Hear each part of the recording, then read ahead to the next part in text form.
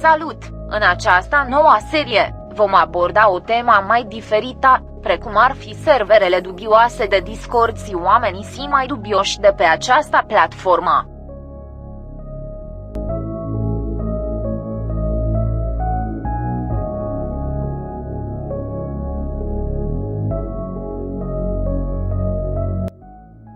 În mare parte, un server politic este folosit pentru dezbateri despre politica și schimburi de idei și păreri despre diverse situații ce au legătură cu politica. Ce trebuie să știți despre aceste servere, este faptul că majoritatea acestor servere sunt foarte extremiste. Chiar dacă ele se prezintă ca niște servere foarte prietenoase și promovează în mare parte democrația, lucrurile nu sunt chiar așa. Cu cât navighezi mai mult pe aceste servere, lucrurile devin mai dubioase. De la comuniștii, la persoane care vor moartea sau răul altor persoane, până la oameni ce delirează și vorbesc lucruri incredibil de exagerate. În continuarea acestui clip vom vedea cum se prezintă un server politic și ce se întâmplă pe el.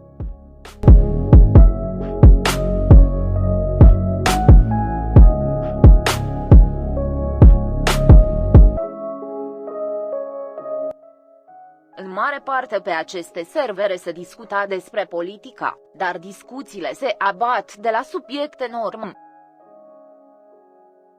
Ca de exemplu, acest utilizator care susține că este pedosexual și se mândrește cu asta. Acest lucru mi se pare foarte exagerat, chiar și pentru acest utilizator care susține că are vârsta de 16 ani. După ce situația a devenit foarte suspectă, acest utilizator a început să susțină că ce a spus a fost la Caterinca. Ceea ce spune el nu mi se pare deloc Caterinca. După mai multe convorbiri cu acest individ am descoperit că se crede centrist. Și am aflat că nu accepta nicio părere contradictorie a lui, ceea ce îl face foarte trist. Și mai trist este faptul că majoritatea persoanelor de pe server sunt așa, chiar și moderatorii. Menționez că și el este un moderator pe server. Acest fapt se bate cap în cap cu definiția unui server politic, deoarece pe serverele politice ar trebui să fie cât mai multe păreri, iar stafful să fie neutru și să modereze serverul. Dacă stafful se ocupa mai mult de propagarea părerilor lor printre utilizatori, serverul devine server de propaganda.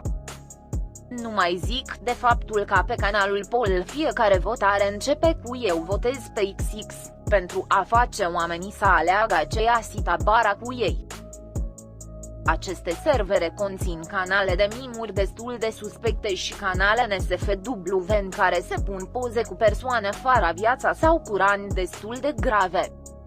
De menționat este că pe aceste servere ar trebui să existe o limită minimă pentru accesarea acestui server, dar aici sunt foarte persoane mai mici de 18 ani.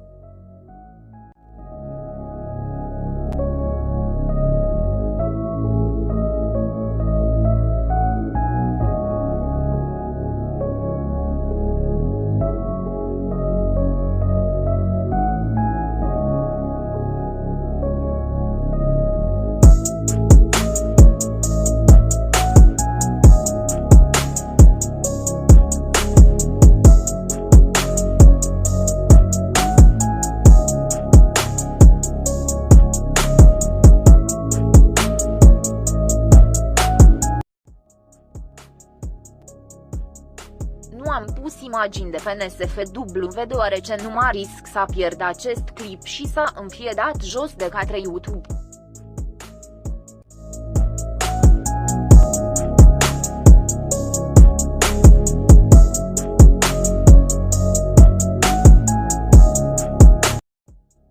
După cum ați văzut în titlul acestui capitol, membrii acestor serveri sunt în mare parte simpli.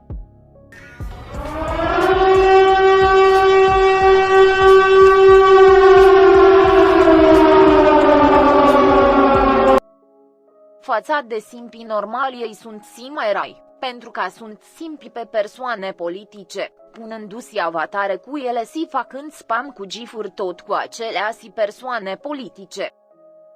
Nu mai spun de muzica pe care o asculta ei pe Spotify, care este și mai oribilă.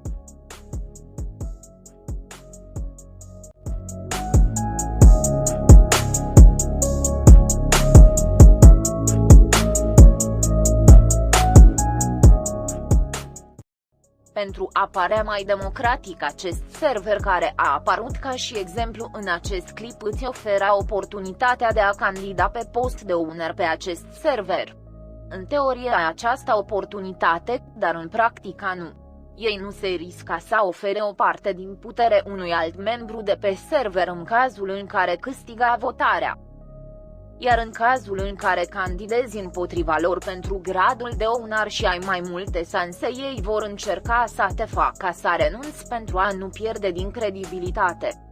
După încercarea de a candida împotriva lor, ei au început să mă spameze cu time-out-uri și să îmi facă spam pe serverele mele de Discord non-NSFW, ceea ce mi se pare un lucru urât și imatur. Pe fundal aveți ceva de pe canalul Candidați.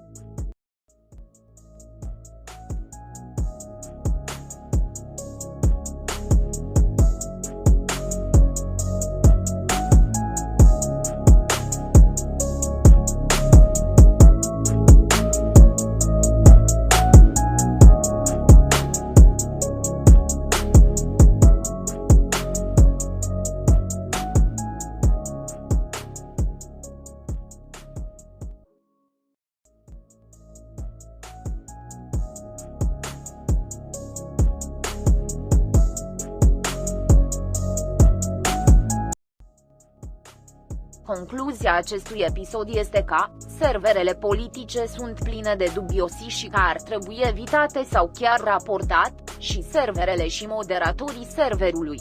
Și vă aștept pe serverul meu care nu este politic și nici dubios, și pe play.faicu.ro să ne jucăm împreună Minecraft.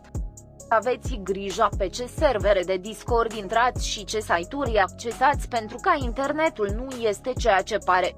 Și ne vedem la viitorul clip în prima zi de Paște, când voi posta câte un clip pe zi în toate cele 3 zile.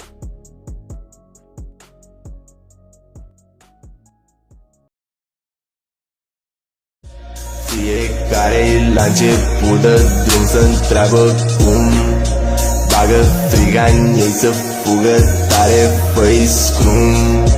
Mă hrănesc din ele, le păstrez de consum. Calcă-mă pe coadă, fac orice să răzbun. Fiecare la început de drum să-ntreabă cum bagă frica în ei să fugă tare, fă-i scrum. Mă hrănesc din ele, le păstrez de consum.